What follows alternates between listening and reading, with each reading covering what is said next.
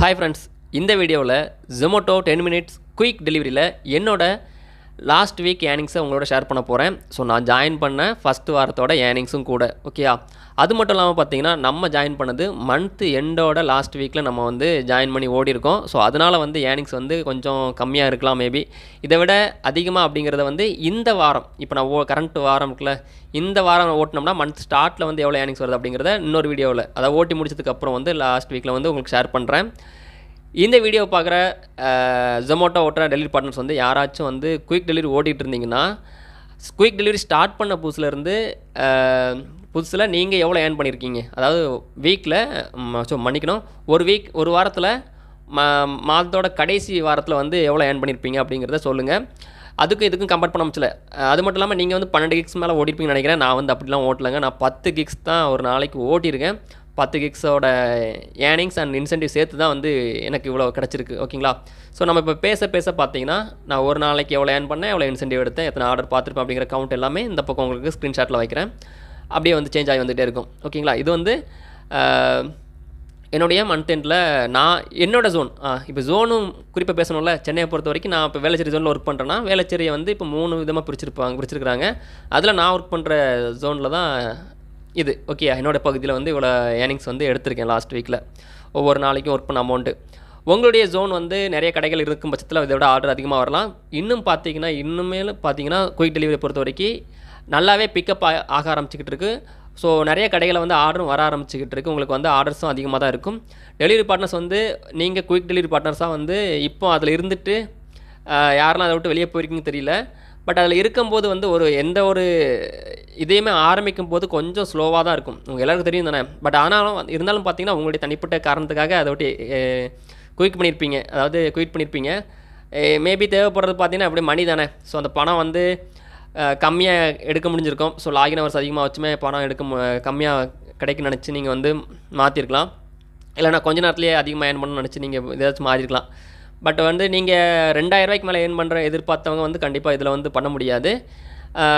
ஓகேயா? ஸோ நான் வந்து இதில் ஏர்ன் பண்ண அமௌண்ட்டை தான் உங்களுக்கு ஷோ பண்ணியிருக்கேன். இது யாரோட ஸ்க்ரீன்ஷாட்டும் கிடையாது, நான் ஓட்டின ஏர்னிங்ஸோட ஸ்க்ரீன்ஷாட் தான். ஒரு நாளைக்கு 10 கிக்ஸ் நான் புக் பண்ணி ஓட்டும்போது நமக்கு ஏர்ன் பண்ணுற அமௌண்ட்டும் ப்ளஸ் வந்து இன்சென்டிவ் தான் இதில் ஆட் பண்ணியிருக்கேன். இதுவே 12 கிக்ஸ் நான் ஓட்டினா அது வரலாம். பட் நான் 10 கிக்ஸ் அப்படிங்கிறது பார்த்தீங்கன்னா அதுவே 12 ஹவர் ஆகும். 12 மணி நேரம் நான் வந்து ஒர்க் பண்ணுற ஹவர் ஆகும். ஓகேங்களா?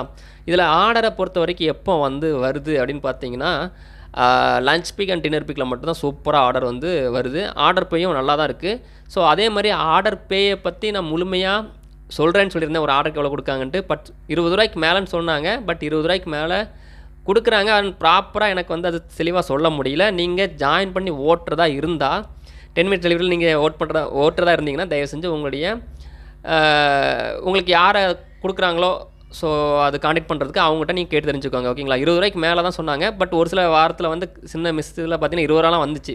4-5 ஆர்டர்லாம் 20 ரூபா வந்துச்சு. ஆனால் நம்ம ஒரு ஆர்டர் போனால் கூட நமக்கு 20 ரூபாய்க்கு மேலே தான் வரும். ஓகேங்களா? அதான் கணக்கு. 1 கிலோமீட்டருக்கு மேலே போனால் கூட 30 ரூபா அந்த மாதிரி வரணும். பட் ஆர்டர் பேயை பொறுத்த வரைக்கும் என்னால் வந்து தெளிவாக சொல்ல முடியல. பட் வந்து பீக் டைமில் லஞ்ச் அண்ட் டின்னர் பீக்கில் பார்த்தீங்கன்னா ஆர்டர் பே சூப்பராக உங்களுக்கு வந்து எப்படி சொல்கிறது, 3 கிலோமீட்டர் நீங்கள் போகிறீங்கனாலே உங்களுக்கு 90 ரூபா அந்த மாதிரிலாம் கொடுப்போம். 3 கிலோமீட்டருக்குள்ளே பார்த்தீங்கன்னா 88 ரூபா 90 ரூபா வரும். 3 கிலோமீட்டர் 3.5 கிலோமீட்டர்லாம் போயிட்டீங்கன்னா உங்களுக்கு 100 ரூபாய்க்கு மேலே வரும். ஓகேங்களா? ஆனால் போயிட்டு ரிட்டன் ஜோனுக்குள்ளே வரணும். நல்லா ஞாபகம் வச்சுக்கோங்க. அங்கேயே நிற்காதீங்க, ஆஃப் ஆயிரும். ஸோ ஜோனுக்குள்ளே வந்தால் தான் உங்களுக்கு அடுத்த ஆர்டர் போடுவாங்க. அதுவும் பார்த்தீங்கன்னா எந்தெந்த கடையில் ஆர்டர் வருது அப்படிங்கிறது உங்களுக்கு ஷோ ஆகிட்டு இருக்கும்ல. ஸோ அந்த இடத்துல போய் நில்லுங்க. கடை பக்கத்தில் போய் ஓரளவுக்கு நில்லுங்க. நின்னா தான் கொஞ்சம் ஆர்டர் விழும், இல்லைனா ஆர்டர் விழாது. ஓகேயா? நீங்கள் இந்த குயிக் டெலிவரி ஆரம்பித்த புதுசில் எப்படி இருந்துச்சு தெரியாது. நீங்கள் நிறைய பேர் என்ன சொன்னாங்க, ப்ரோ நான் அமௌண்ட் வந்து ஒரு நாளைக்கு கம்மியாக ஏர்ன் பண்ணால் அதுக்கு மீதி அமௌண்ட் அவங்களே போடுவாங்க அப்படின்னு சொன்னாங்க. பட் இப்போலாம் அப்படி கிடையாது. ஒரு நாளைக்கு நீங்கள் 10 எக்ஸ் ஓட்டுறீங்கன்னா உங்களுக்கு ஆர்டர் பே எவ்வளோ ஏர்ன் பண்ணுறீங்களோ அதுக்கு அமௌண்ட்டை வந்து அவங்க ஆட் பண்ண மாட்டாங்க. நீங்கள் 10 எக்ஸ் எவ்வளோ ஏர்ன் பண்ணுறீங்களோ அது ப்ளஸ் வந்து இன்சென்டிவ் இதெல்லாம் வரும். ஓகேவா? இப்போ நம்ம நார்மல் ஐடிக்கும் இதுக்கும் இன்சென்டிவ் எப்படி இருக்கும் பார்த்தீங்கன்னா, ஆர்டர் பார்த்தீங்கன்னா சேம் இன்சென்டிவ் தான். ஆர்டர் மட்டும் கவுண்ட் கம்மி பண்ணுவாங்க. ஓகேயா?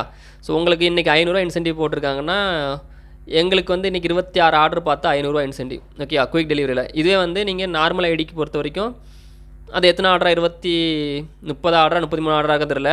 ஸோ அது வந்து இன்சென்டிவ் அவங்களுக்கு போகும். ஓகேவா? இதுதான் வந்து குயிக் டெலிவரியில் வந்து வித்தியாசமாக இருக்கும். மற்றபடி வேறு எதுவும் மாற்றம் கிடையாது. குயிக் டெலிவரியில் வந்து பேசிட்டேன்னா தெரியல, மறந்துட்டேன். பட் ஒரு நாளைக்கு 2000 அப்படிங்கிறது இதில் ஏம் பண்ண முடியாது, இப்போதைக்கு எடுக்க முடியாது.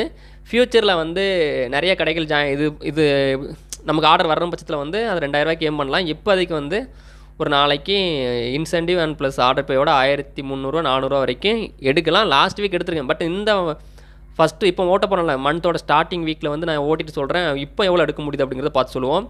ஆனால் இன்றைக்கி திங்கட்கிழமைல, பட் இன்றைக்கி நான் வந்து ஃபுல்லாக ஓட்டலை, 10 வீக்ஸ் ஓட்டலை, 2 பீக் மட்டும் தான் ஓட்ட போகிறேன். எனக்கு கொஞ்சம் வேலை இருக்குது, ஓகேங்களா.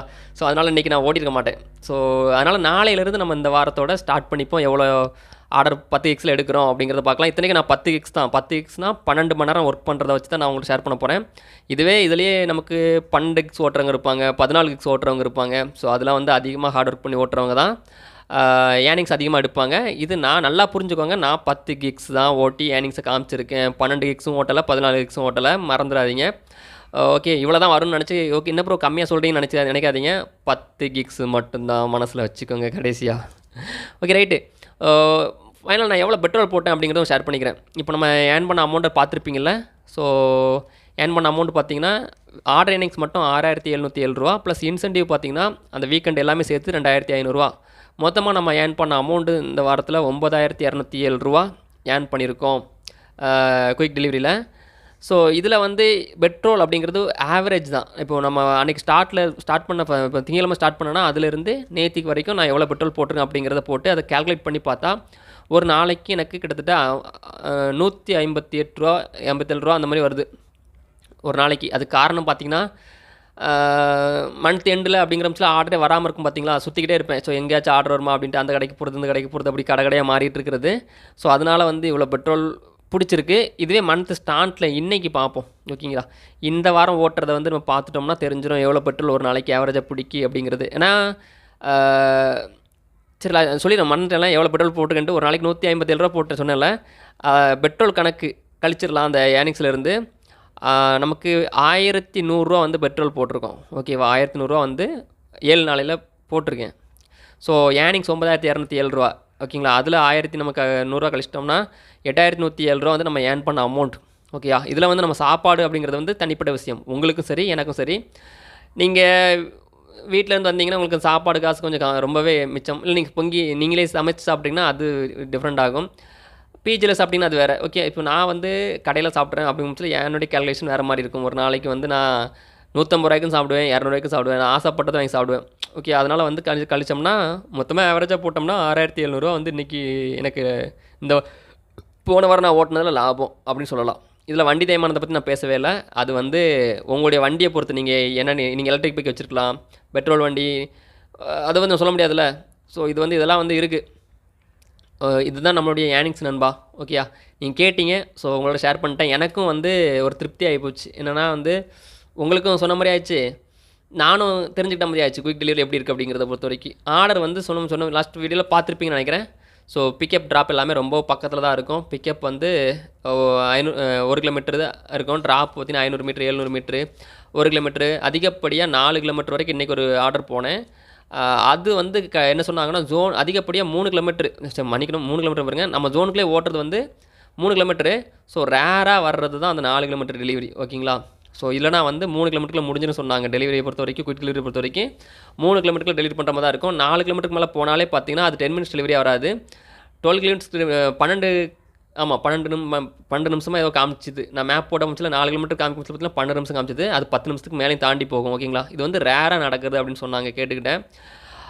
ஓகே, ஸோ நெக்ஸ்ட் வீக் நம்ம இந்த வாரம் ஓட்டிட்டு அதை உங்கள்ட்ட ஷேர் பண்ணுறேன். அது வரைக்கும் வந்து 2 டேஸ்க்கு ஒருக்கா வந்து நம்ம வீடியோ பண்ணுவோம், எப்படி இருக்குது அப்படிங்கிறத உங்கள்ட்ட ஷேர் பண்ணுறேன், ஓகேங்களா. ஸோ வழக்கம்போல வீடியோ பிடிச்சிருந்தா லைக் பண்ணுங்கள், உங்கள் நண்பர்களுக்கு ஷேர் பண்ணி விடுங்க. இந்த 10 மினிட் டெலிவரியை பொறுத்த வரைக்கும் உங்களுடைய கருத்து என்ன அப்படிங்கிறத நீங்கள் ஷேர் பண்ணுங்கள். என்னுடைய கருத்தை பொறுத்த வரைக்கும் பார்த்தீங்கன்னா டெலிவரி வந்து நல்ல ஒரு ஆப்ஷனை கொண்டு வந்திருக்காங்க ஜொமேட்டோ, ஓகேங்களா. இந்த குயிக் டெலிவரி பொறுத்த வரைக்கும் ஏன்னா டிஸ்டன்ஸ் ரொம்ப கம்மியாக இருக்குது, நமக்கு வந்து டெலிவரி பண்ணுறதுக்கு ஈஸியாக இருக்குது, ஓகேங்களா. கஸ்டமரை வந்து லேட்டாக போய் நம்ம கொடுக்குறதுக்கும் அப்படிங்கிற ஒன்றும் பிரச்சனை கிடையாது. ஒரு சில ரெஸ்டாரண்ட் வந்து பேசிகிட்டு இருக்காங்க. ஸோ அதை சீக்கிரமாக வந்து அந்த லேட் டைம் பண்ணுறதை கம்மி பண்ணுவாங்க, ஓகேங்களா. அவங்க ரெஸ்டாரண்ட் லேட் பண்ணுறதை கம்மி பண்ணி நமக்கு கொஞ்சம் ஃபுட் பிக் பண்ணி கொடுக்கலாம். இந்த 10 மினிட்ஸ் டெலிவரியில் குயிக் கான்செப்டே பார்த்தீங்கன்னா நம்ம ஆர்டரை ஒரு கடையில் போய் வெயிட் பண்ணி வாங்குவோம்ல, ஒரு 10 நிமிஷம் 5 நிமிஷம் வெயிட் பண்ணி வாங்கலாம். அந்த வெயிட்டிங் டைமை குறைச்சி பிக்கப் பண்ணி ட்ராப் பண்ணுறது அந்த மாதிரி ஆப்ஷன் தான் கொண்டு வந்திருக்காங்க. டெலிவரி பண்ணால் நாங்கள் இப்போ வெயிட் பண்ண தேவையில்லைன்ட்டு, ஓகேங்களா. பட் இது சீக்கிரத்தில் இம்ப்ரூவ்மெண்ட் ஆகி நமக்கு வந்து ஒரு நல்ல ரிசல்ட் கிடைக்கும். ஓகே, பாய்.